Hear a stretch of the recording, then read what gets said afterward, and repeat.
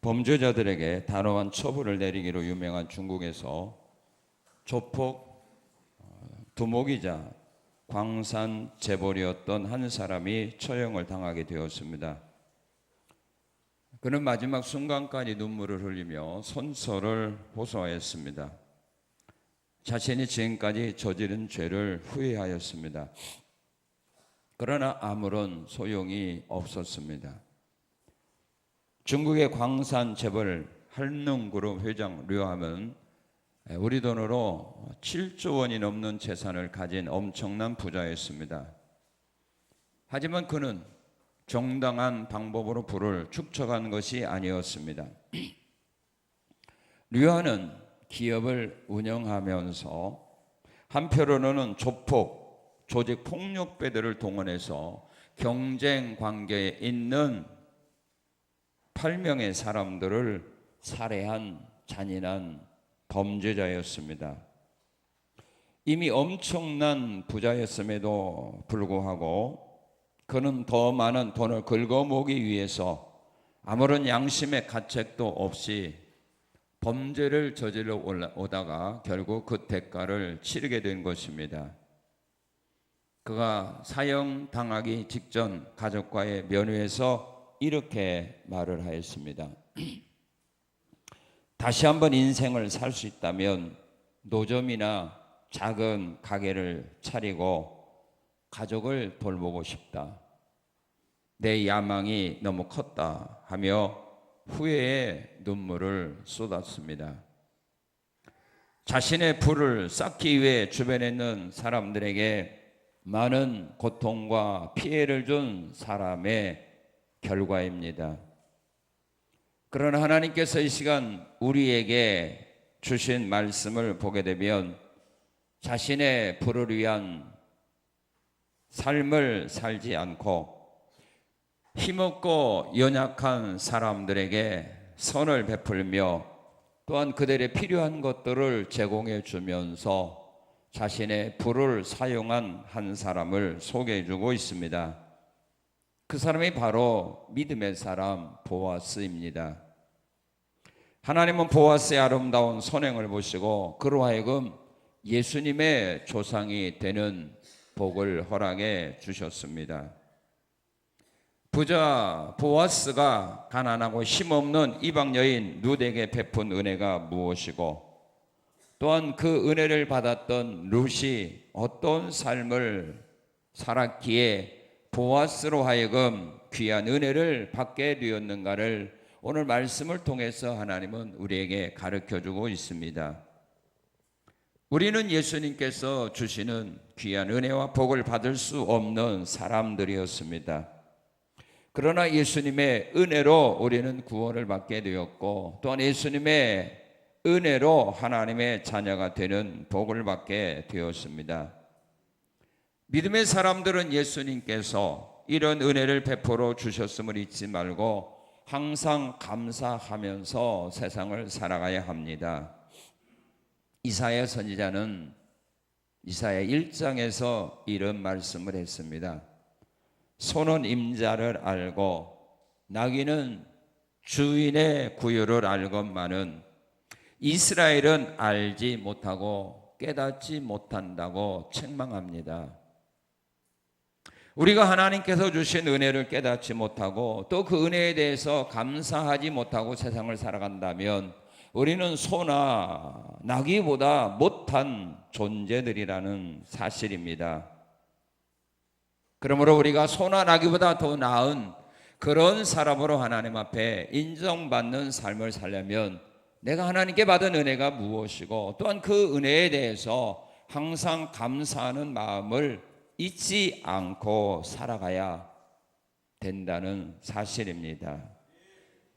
세상을 살아가면서 은혜를 베풀며 사는 사람이 있는가 하면 또한 태어나면서 죽을 때까지 은혜를 베풀지 못하고 은혜만 받으며 살아가는 사람도 있습니다. 오늘 우리는 교회 일꾼들을 세우게 됩니다. 교회 일꾼은 은혜를 받으며 사는 사람이 아니라 은혜를 베푸는 사람들을 세워야 합니다.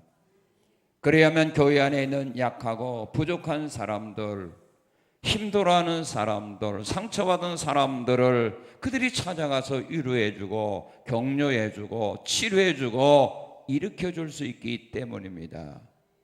그 사람의 믿음이 아무리 좋아도, 은혜를 아무리 받았어도 자기 자신만을 위하여 사는 사람이라면 교회의 일꾼은 될 수 없습니다. 자기 자신을 위한 신앙생활은 잘할 수 있지만 자신보다 연약하고 부족한 사람들을 위로할 수 없고 치료할 수 없고 격려할 수 없고 일으켜줄 수 없기 때문에 일꾼은 될 수 없다, 그 말입니다. 그런 사람의 일꾼을 세워도 하나님의 교회에 유익될 것은 아무것도 없습니다. 힘든 사람들이, 연약한 사람들이 그들을 통하여 은혜를 받을 수 없기 때문입니다. 그래서 교회의 일꾼은 은혜를 베푸는 사람을 세워야 한다, 이 말입니다. 주님은 우리에게 한량없는 은혜를 베풀어 주셨습니다. 오늘 본문에 보면 보아스라고 하는 사람이 소개되는데, 이 보아스라고 하는 사람은 자신의 부유함을 가지고 자신만을 누리며 살아가는 사람이 아니라 힘없고 연약한 사람들을 도와주며 살아갔던 사람입니다. 오늘 교회의 일꾼들은 은혜를 베푸는 자가 되어야 되는데 어떻게 베풀어 줘야 되느냐? 오늘 보아스와 같은 은혜를 베푸는 자가 되어야 합니다. 또 이런 은혜를 베풀 수 있는 사람을 교회의 일꾼으로 세워야 그 교회가 힘을 얻게 되는 겁니다. 그 일꾼들을 통하여 수없이 연약하고 병든 사람들이, 상처받는 사람들이 치료함을 받게 되고 힘으로도 세상을 살아갈 수 있기 때문입니다. 은혜를 베풀어 주는 사람, 보아스. 어떻게 은혜를 베풀어 주었는가? 그는 어려운 사람이 하는 일을 방해하지 않고 어려운 사람이 하는 일을 적극적으로 도와줍니다. 힘있고 능력 있는 사람이 어려운 사람을 돕지 아니하면 어려운 사람은 일어나기 힘듭니다. 힘있고 능력 있는 사람들이 연약한 사람들을, 어려운 사람들을, 고난당하는 사람들을 보살펴 주어야만 그들이 일어날 수 있기 때문입니다. 보아스는 자기 밭에, 추수하는 자기 밭에 와서 이삭을 줍는 여인들을 쫓아버리지 않았습니다. 그 여인들에게 사랑과 자비를 베풀어 줍니다. 어떻게 베풀어 주느냐? 오늘 본문 8절을 우리 한번 같이 읽겠습니다. 8절 시작. 보아스가 룻에게 이르되 내 딸아 들으라, 이삭을 주우려 다른 밭으로 가지 말며 여기서 떠나지 말고 나의 소녀들과 함께 있으라. 이삭을 주우러 다른 밭으로 가지 말고 주우라고 말합니다. 남의 밭에 가서 이삭 줍는 사람들 주인의 눈치를 볼까요, 안 볼까요? 보죠. 남의 밭에 가서 이삭 줍는데 얼마나 눈치 보겠어요. 그래서 룻에게 보아스는 말하는 겁니다. 다른 밭으로 가서 이삭 주려고 생각하지 말아라. 여기서 편안하게 이삭 주라는 말입니다. 눈치 보지 말고 편안하게 이삭 주라고 말합니다. 그런 악한 주인들은 쫓아버립니다. 창세기 26장에 보면 이삭이 블레셋 땅에 머물면서 농사를 했습니다. 농사가 좀 잘 되자 블레셋 사람들이 와서 이삭을 쫓아냅니다. 이건 우리 땅이다, 이 우물은 우리 거다, 쫓아내버렸습니다. 쫓겨났던 이삭이 또 우물을 파고 거기서 종착하여 사는데 블레셋 사람이 와서 또 쫓아냅니다. 이 우물은 우리 거다. 보아스라면 그러지 않았습니다. 힘있고 능력 있다고 해서 힘없는 사람들을 무시하고 쫓아버리고 멸시하지 않았습니다. 보아스가 바로 그런 사람입니다. 교회 일꾼들은 힘없는 사람들 일할 때 도와줘야 됩니다. 편안하게 일할 수 있도록 도와주라고 일꾼으로 세우는 겁니다.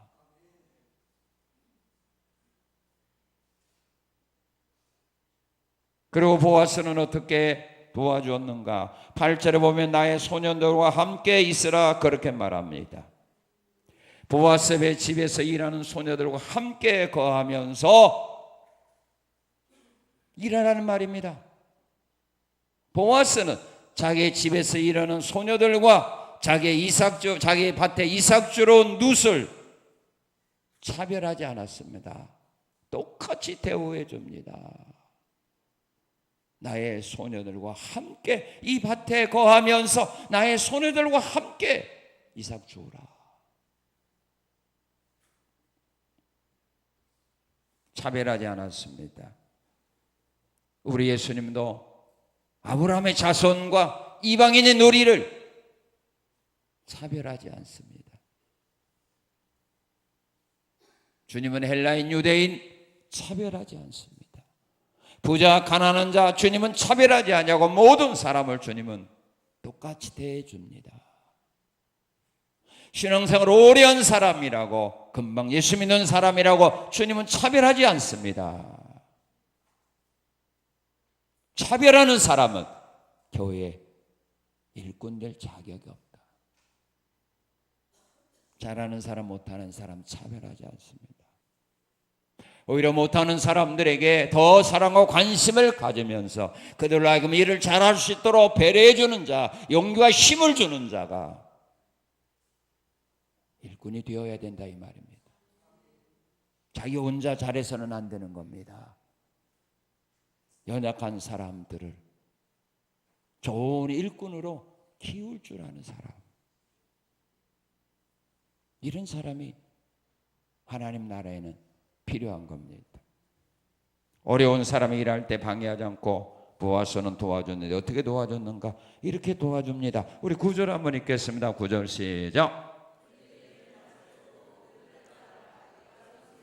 다시요 시작.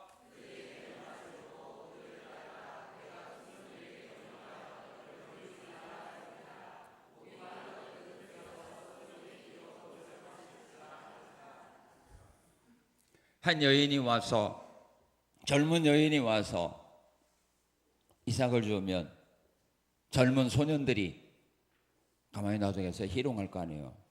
건드릴 거 아닙니까? 그러겠죠?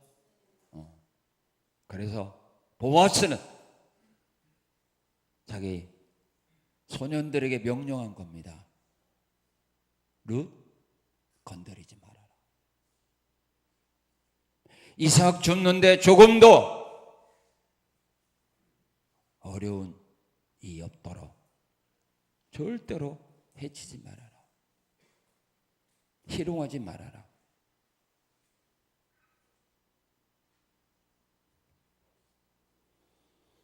힘 있는 사람들은 힘 없는 사람들을 희롱합니다. 가지고 놉니다.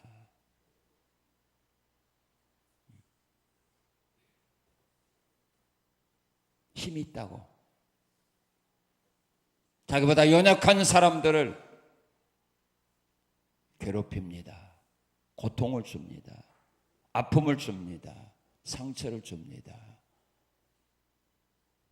보아스는 자기의 소년들에게 명령한 겁니다. 연약한 여인이라고 괴롭히지 말아라. 힘 있는 사람은 언제나 연약한 사람들을 괴롭힙니다. 그들이 자기가 원하는 것이 가지고 있으면 강제적으로 빼앗아 갑니다. 그래서 자기 것 삼습니다.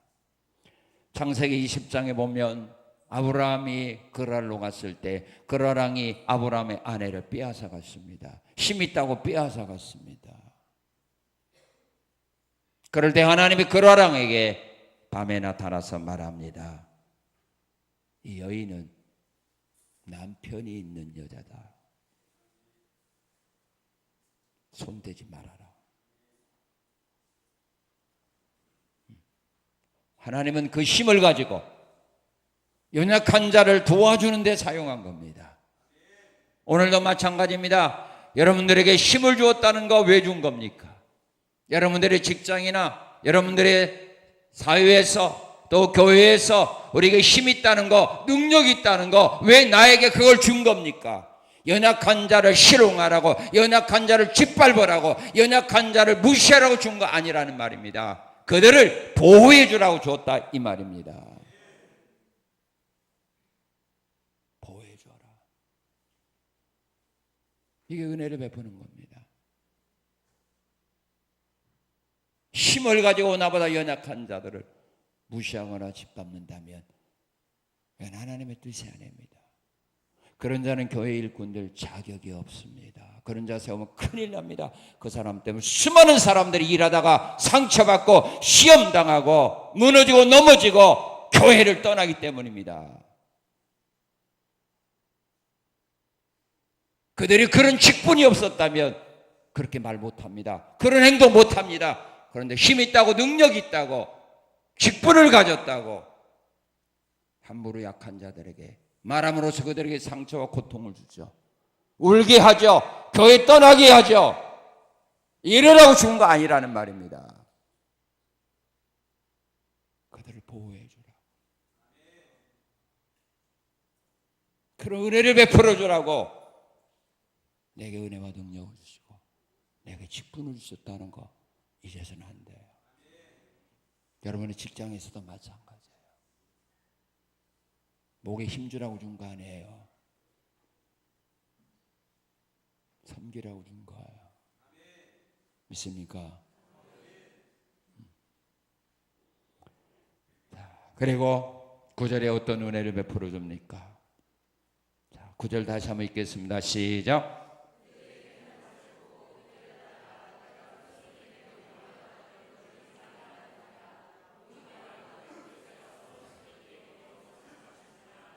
뭐라고 말합니까? 일하다가 목마르면 소년들이 기름 물을 마시라.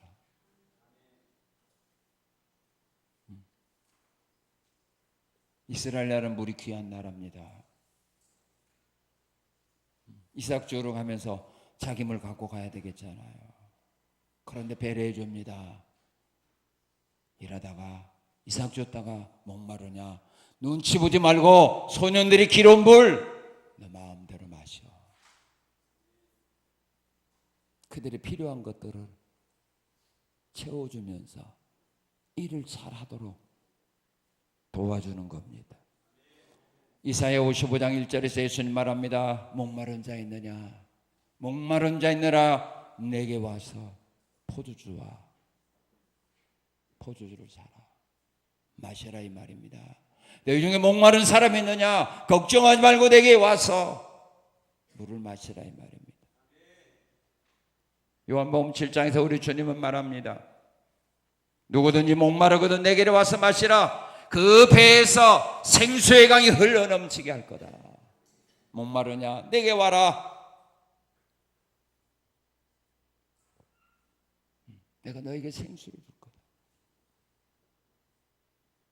일하는 자들의 필요가 뭔가를 공급해 주면서 일을 잘할 수 있도록 만들어주라 이 말입니다. 자, 그리고 어떤 사랑을 베풀어 주는가? 15절 16절 자 우리 같이 한번 읽겠습니다. 시작.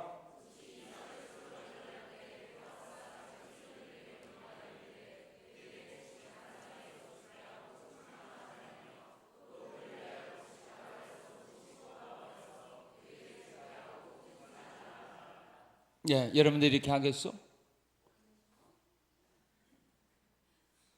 절대로 이상 흘리지 않도록 뭐예요?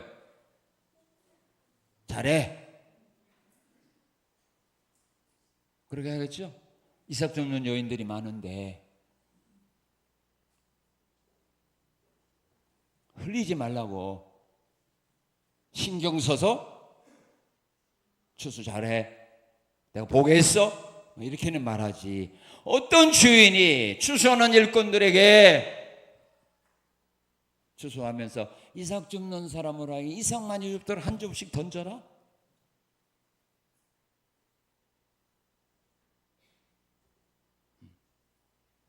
한 줌씩 더 얹었다고 해서 보아스가 뭐 그에 먹을 거 없겠소?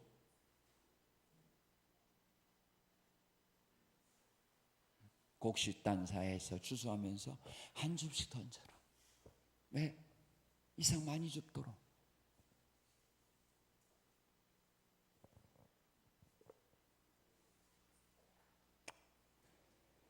남이 하는 일이 잘 되어질 수 있도록 도와주라 이 말입니다. 나만 잘 되고 그들은 망하기를 원하지 말고 같이 사는 방법을 찾아보라 이 말입니다. 자, 하나님은 이와 같이 우리가 하는 일 잘 되어지도록 도와주는 분 아닙니까? 주님이 우리에게 베푸신 은혜가 바로 이 은혜 아닙니까? 내가 하는 일 잘 되게 하는 거, 장대하게 하는 거, 번성하게 하는 거, 열매 맺게 하는 거. 베드로가 실패했지만 주님이 그에게 잘 되게 하지 않았습니까? 야곱이 라반의 간교로 인하여 그렇게 어려운 가운데서 일했지만 하나님은 언제나 야곱 편이 되어서 야곱이 하는 일 손해보지 아니하도록 하나님이 그에게 은혜 베푸신 거 아닙니까? 보아스는 바로 그런 사람입니다. 자기 밭에서 와서 이삭 줍는 사람들 빈 그릇 갖고 가는 것을 원하지 않았습니다. 넘치도록 이삭을 줍고 갈 수 있도록 배려해 준 겁니다.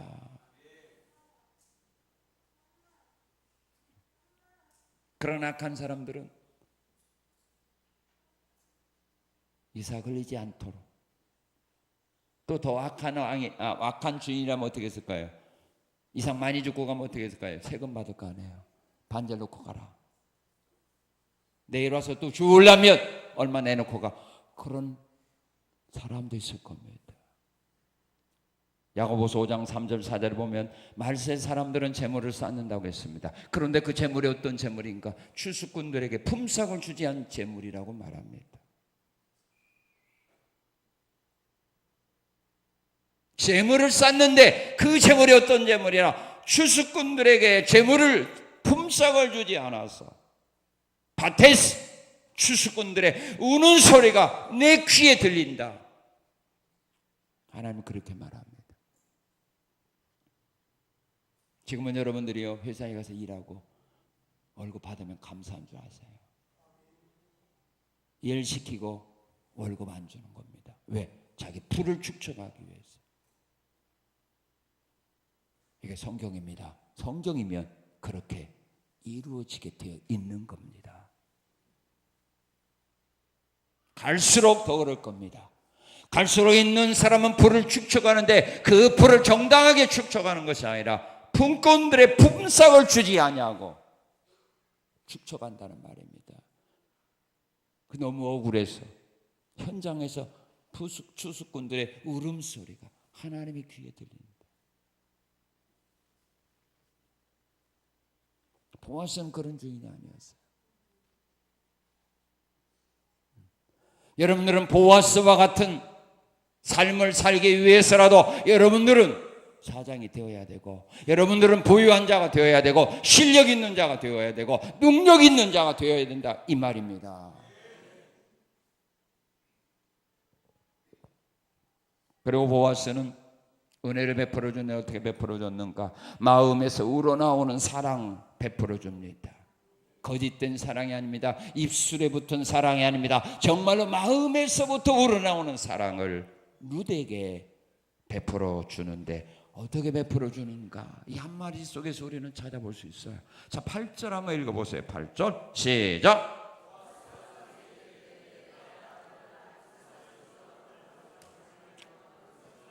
자, 뭐라고 부릅니까? 내 딸아. 자기 밭에 와서요 이삭 줍는 룻. 그 룻은 누구예요? 유대인도 아니에요. 이방 여인이에요. 모압 여인이에요. 그런데 이 룻에게 내 딸아 그렇게 불러줍니다. 최고의 사랑의 표현 아닙니까? 이보다 더 큰 사랑의 표현이 어디에 있습니까? 내 딸아. 주님이 우리에게 베푸신 은혜가 바로 그거 아닙니까? 우리를 지명하여 불려서 하나님의 자녀 삼은 거 아닙니까? 우리에게 성령의 은혜를 주어서 하나님을 아바 아버지라 부를 수 있는 은혜를 주신 거, 우리는 잊어서는 안 됩니다. 그리고 어떤 사랑을 베풀어 줍니까? 자, 14절 보세요. 14절 시작. 식사할 때 보아스가 룻에게 이르되 이리 와서 떡을 먹으며 내 떡 조각에 초를 씻으라. 식사할 때 보통 사람은 어떻게 하겠어요? 자기 먹는 떡 소녀들에게 주면서 뭐라고 말하겠어요? 저 여인 갖다 좀 주어. 이것만 해도 큰 사랑 아닐까요? 여러분은 아니구나. 그것만 해도 얼마나 사랑과 자비를 베푸는 겁니까? 자기 밭에서 이삭 줍는 여인에게 떡을 갖다 주라고 하는 것도 굉장한 사랑인데 자기 식사 자리에 초대했어요. 와라, 같이 먹자. 얼마나 큰 사랑입니까?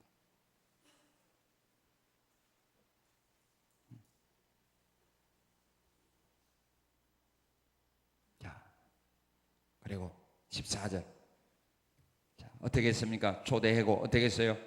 14절 하반절 다시 떡 조각을 초에 찍으라 하므로 룻이 곡식 빼는 자 곁에 앉으니 그가 곡식 볶은 곡식을 주매 룻이 배불리 먹고 남았더라. 초대한 것만 아니라 자신이 직접 곡식을 주었어요. 먹으라고. 그랬더니 이거 뭐예요? 배불리 먹고 남았더라. 한 조각 준 거 아닙니다. 마음껏 먹도록 준 겁니다. 직접 준 겁니다. 정말로 보아스는 형식적으로 살아간 것이 아니라 이 말입니다. 마음에서부터 우러나오는 진실된 사랑을 베풀어 준 겁니다. 우리 하나님도 이스라엘 민족이 광야에서 먹을 거 없을 때 아침마다 하늘에서 만나를 주어 먹게 하지 않았습니까? 고기가 먹고 싶대 메추라기 떼들을 통해서 고기를 주었습니다. 목말랄 때 반석에서 샘물이 솟아나서 마시우게 했습니다. 하나님이 우리에게 무언가 주었다면 나만을 위하여 사용하지 말고 함께 나누라, 이 말입니다. 그래서 우리는 되게 없는 것만 생각하지 말고 내가 남에게 줄 수 있는 것이 뭔가를 찾아야 됩니다. 그래야 우리가 감사가 나와요. 근데 날마다 없고 부족한 것만 생각하고 부족한 것에 대해서만 강구하니 행복이 없죠. 만족이 없죠. 그러니까 항상 원망과 불평 속에서 벗어나지 못하고 사는 겁니다. 내가 남에게 뭔가 줄 수 있다는 것은 내가 부자라는 거 아닙니까? 그래야 마음이 넉넉한 거 아닐까요? 없는 거 생각하지 말고 내게 줄 수 있는 것이 뭔가 이걸 찾고 그거에 대해서 감사하세요. 그리고 주세요. 주는 자가 받는 자마다 복이 있어요. 주라, 그리하면 내가 너희에게 후히 되어 누르고 흔들어 너희에게 안겨주리라 하지 않았습니까? 줄 때 내게 넘치도록 채워주는 거 아닙니까? 움켜 잡을 때는 불어버리지만 베풀 때는 하나님이 채워준다, 이 말입니다.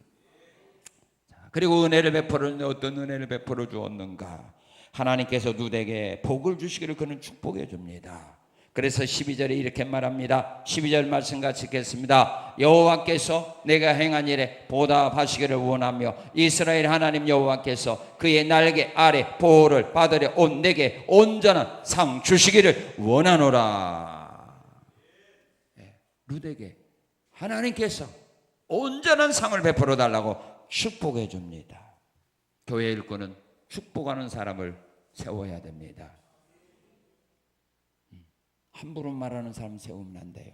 상처 주는 사람 세우면 안 돼요. 그 말 듣고 그들이 다 넘어지기 때문입니다. 축복해 줄 수 있는 사람, 누구를 만나도 축복을 빌어줄 수 있는 이런 사람 세우는 겁니다.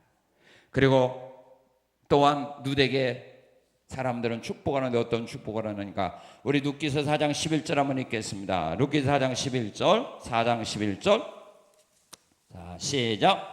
성문에 있는 모든 백성과 장로들이 이르되 우리가 증인이 되나니 여호와께서 내 집에 들어가는 여인으로 이스라엘의 집을 세우 나엘과 레아 두 사람 갖게 하시고 내가 에브라스에서 유력하고 베들레헴에서 유명하게 하시기를 원하며. 룻이 이스라엘 집을 세운 나엘과 레아와 같이 되기를 원한다고. 결혼하는 룻에게 그 결혼식에 동참했던 사람들이 축복해 주었습니다. 오늘 결혼식에 참여하는 사람들이 봉투 하나 갖고 가서 만족하는 것이 아니라 거기에 참석하는 사람들은요 이렇게 축복을 빌어줘야 돼요. 그 가문을 살리는 자가 되게 해달라고. 그러나 요즘 사람들은 축복보다는 뭘 더 좋아해요? 봉투를 더 좋아하지. 그러니까 그건 한번 쓰면 끝나는 거예요. 그러나 축복은 하나님이 평생을 기억하시고 베풀어 주는 겁니다. 자, 창세기 24장 60절에 보면 리브가를 이삭에게 시집 보내면서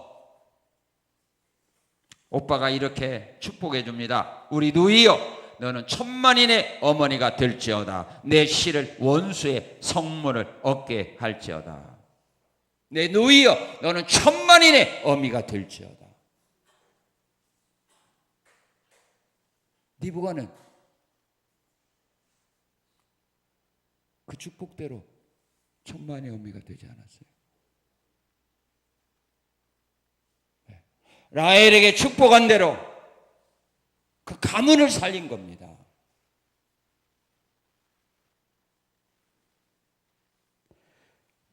그리고 뭐라고 축복해 주는가? 4장 12절 이하에 보게 되면 하나님께서 룻을 통해 상속자를 주기를 원한다고 축복해 줍니다.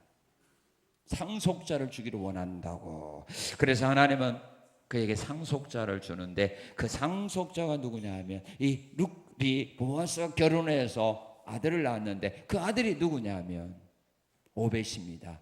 오벳이 누구냐 하면 이새의 아버지입니다. 그 오벳이 누구냐 하면 다윗의 할아버지입니다.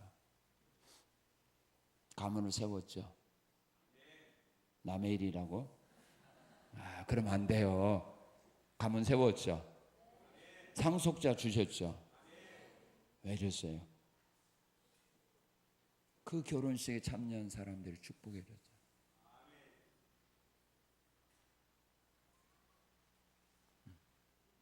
우리가 축복을 빌면 하나님은 복을 주게 돼 있는 거예요. 너희가 축복하라. 그럼 내가 복을 주리라 그랬어요.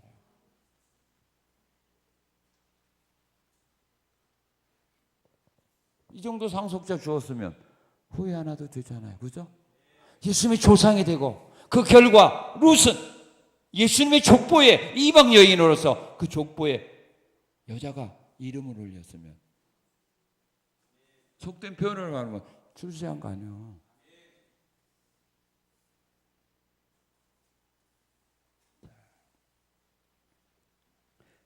한나가 사무엘을 낳고 약속대로 사무엘을 하나님께 드렸을 때에 엘리 제사장이 한나에게 그런 축복을 합니다.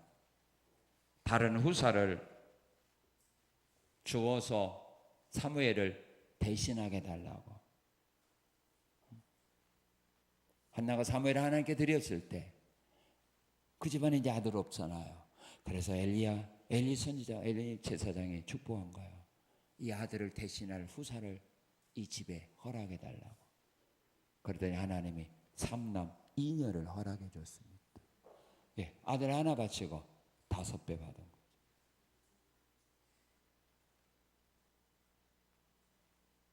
사람의 축복 돈보다 귀한 거예요.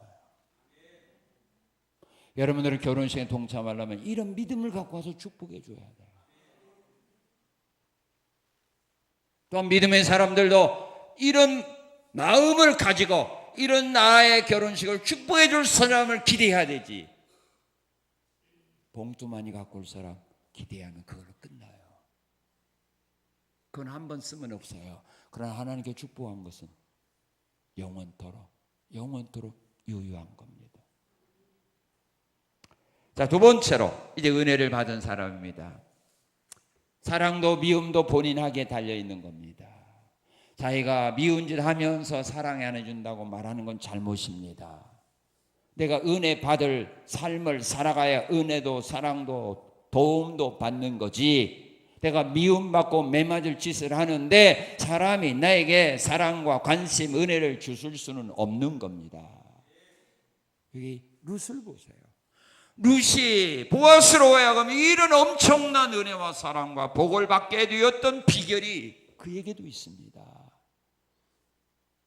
여러분들이 하나님 앞에, 또한 여러분들의 교회에서, 여러분들의 직장에서, 여러분들의 사람과의 관계에서 이 룻처럼 은혜 받는 자의 삶을 살아가려면 어떻게 해야 되느냐? 룻처럼 살아보세요. 이런 사람을 버릴 사람 하나도 없어요. 내가 지금 이렇게 살고 있는지, 여러분들 직장에서 이렇게 일하고 있는지, 여러분들의 가정에서, 교회에서 이렇게 살고 있는지, 이렇게 사는데 사람들이 여러분들을 외면하고 미워한다? 그건 있을 수가 없어요. 이렇게 안 하니까 미움받는 거야. 이렇게 안 하니까 사랑받지 못하고, 이렇게 안 하니까 관심받지 못하고, 이렇게 안 하니까 도움받지 못하는 겁니다. 자, 은혜 받은 사람 어떻게 해야 되느냐? 자, 우리 7절 읽어봅시다. 룻이 어떻게 일했는가? 7절 시작.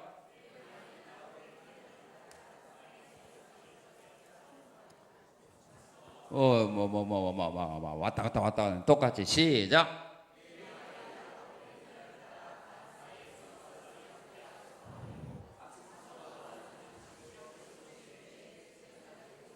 어떻게 일했습니까? 열심히 일하는 모습을 보여주었기 때문입니다. 믿습니까? 만약에 와서 게으름 피웠다면 누가 사랑과 누가 은혜를 베풀어 줍니까? 와서 낮잠이나 잔다면, 와서 싸움이나 하고 있다면 보아스가 그에게 식사 자리에 초대했겠어? 소년들에게 이삭 한 점씩 버리라고 했겠어? 쫓아냈죠. 쫓아냈을까 안 합니까? 열심히 일하는 모습을 보여주었기 때문입니다. 데살로니가 3장 10절은 말합니다. 일하기 싫어하는 사람 먹을 것도 주지 말라고.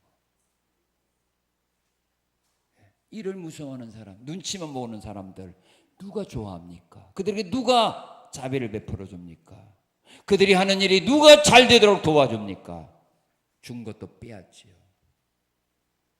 열심히 일하는 겁니다. 그런 게 다른 사람과 차별이 된 거 아닙니까? 그 밭에 이삭 주러 온 여인이 룻 하나만 있었겠습니까? 수많은 사람들이 와서 이삭을 줬는데 그 가운데 룻이 튀어났다는 말입니다. 일하는 사람의 눈에 봤을 때 추수하는 일꾼들의 눈에 비친 룻은 처음부터 지금까지 잠깐 집에 갔다 온 일에, 왜 집에 갔다 왔겠어요? 집에 시어머니 혼자 계시잖아. 점심 주러 갔든지 먹으러 갔겠죠. 그리고 지금부터 계속하여 열심히 일합니다. 열심히 일하는 겁니다. 그러면 다 은혜 받습니다. 여러분 싫어할 사람 하나도 없습니다. 자, 그 다음에 어떻게 하느냐? 9절 10절 읽어봅시다. 시작. 다시요. 시작.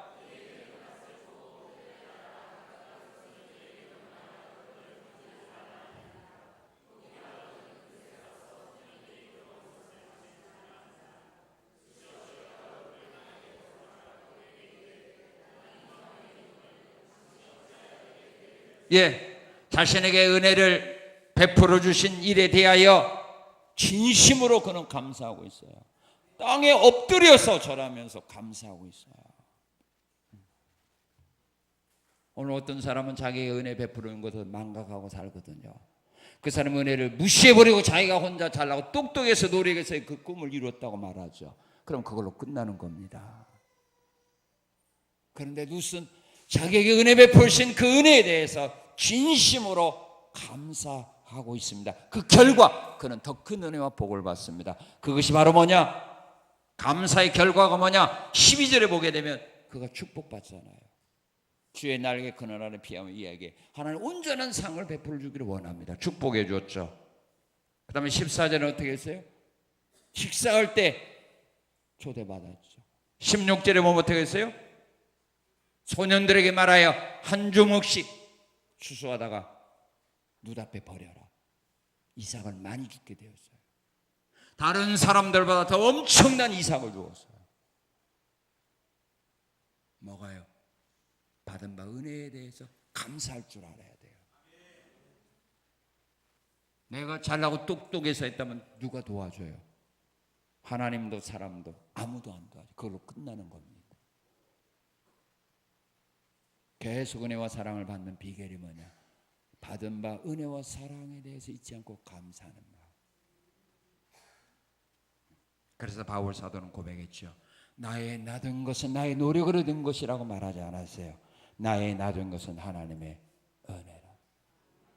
사무엘이 블레셋과의 전쟁에 승리하면서 에베네셀 하나님이 여기까지 우리를 도와서 여기까지 왔다. 그럴 때 하나님이 끝까지 남아있는 삶도 도와준 겁니다.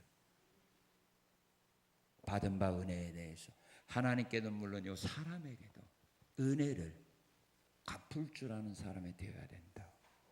베푸신 은혜에 대해서 감사하는 마음을 잊어서는 안 된다. 그리고 세 번째 어떻게 했어요?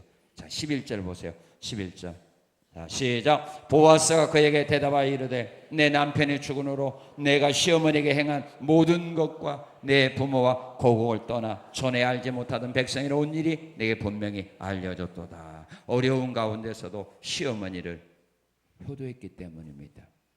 시어머니에게 효도했기 때문입니다.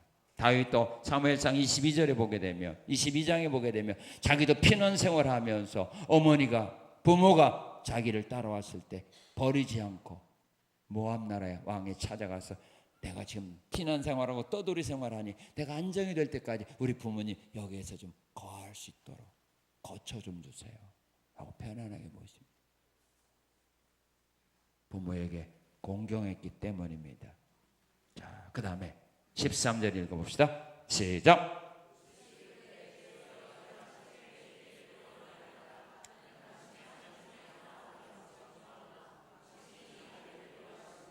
예, 뭐 했습니까? 내 주여 내가 당신에게 은혜 있기를 구합니다. 은혜를 있기를 간절히 구했기 때문입니다. 주님은 은혜를 구하는 자에게 주십니다. 성경에 보면 예수님께 나와 은혜 구한 자에게 주님은 한 번도 너는 안 돼, 너는 자격이 없어라고 거절한 일이 없습니다. 은혜를 구해야 됩니다. 사람에게도 마찬가지입니다. 은혜를 구하는 자에게 은혜를 주어요. 주려면 주고 말라면 마시오라고 하는 사람에게는 안 줍니다. 은혜를 구해서요. 자, 그리고 마지막에 자, 13절 봅시다. 13절 시작.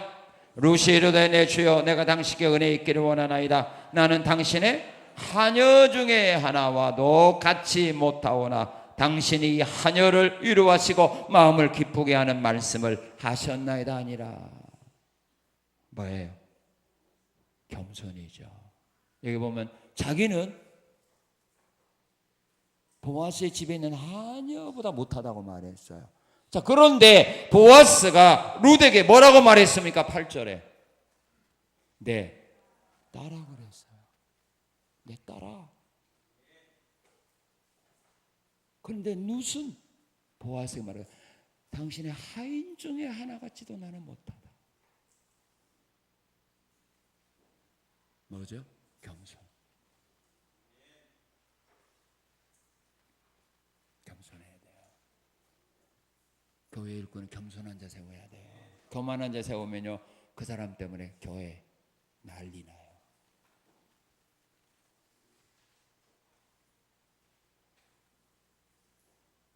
하나님 교만한 자는 물리치고 겸손한 자에게 은혜 주기 때문입니다.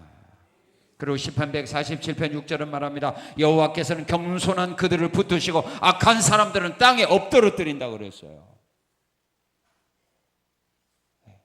교만한 사람은 하나님이 땅에 넘어뜨려 버립니다. 우리가 교만한 사람 일꾼으로 세우면 하나님 그를 붙잡아 쓰는 것이 아니라 하나님이 넘어뜨려 버립니다.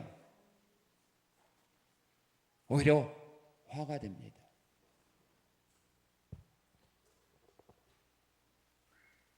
겸손했어요. 이런 자를 누가 멀리하겠습니까? 이런 자에게 은혜 베풀지 않고, 이런 자에게 복을 주지 않고, 이런 자를 도와주지 않고 누구를 도와주겠어? 우리가 하나님 앞에서 지금 내가 이렇게 신앙생활하고 있는지, 내가 직장에서 내가 이렇게 지금 내가 직장생활하고 있는지, 힘들고 어려울지라도 이 길을 걸어가게 되면 이방 여인 룻을 예수님의 조상이 되는 복을 주셨던 그 하나님이 분명히 여러분들에게도 이 은혜와 사랑과 복을 베풀어 주십니다. 왜요? 하나님 어제나 오늘 영원토록 동일하기 때문입니다. 내가 교만하기 때문입니다. 은혜를 갚을 줄 모르기 때문입니다. 게으름 피우고 눈치 보며 일하기 때문입니다. 그러니 하나님도 사람도 나를 사랑할 수 없고 가까이 둘 수 없고 은혜 베풀 수가 없고 그래서 멀리하는 겁니다. 한 번 썼다가 아니다 해서 버리는 겁니다. 그런데 룻과 같은 일 아름다운 모습을 여러분들에게서 발견했다면 하나님이 사람이 멀리하겠습니까? 계속 쓰십니다. 힘 있는 자는 은혜를 베풀며 사셔야 됩니다. 그리고 힘이 없다고 낙심하지 마십시오. 룻과 같은 이런 삶으로 이런 마음으로 변화된 삶을 살아간다면 하나님은 분명 우리를 다시 룻처럼 세워주시기 때문입니다. 은혜를 베푸는 자, 또 은혜를 받는 자 모두가 다 하나님께서 세운 자들입니다. 베푸는 자도 룻과 같은 보아스와 같은 마음으로 베푸는 자가 되고 은혜를 받아야 될 사람은 룻과 같은 이런 마음을 가지고 룻과 같이 은혜를 받으셔서 여러분들의 모든 어려운 삶으로부터 벗어나는 그런 귀하고 복된 삶을 살아가는 은혜가 있으시기를 주님의 이름으로 축원합니다. 하나님 감사합니다. 은혜를 베푸는 자, 은혜를 받는 자의 삶이 어떤 삶인가를 오늘 말씀을 통해서 우리에게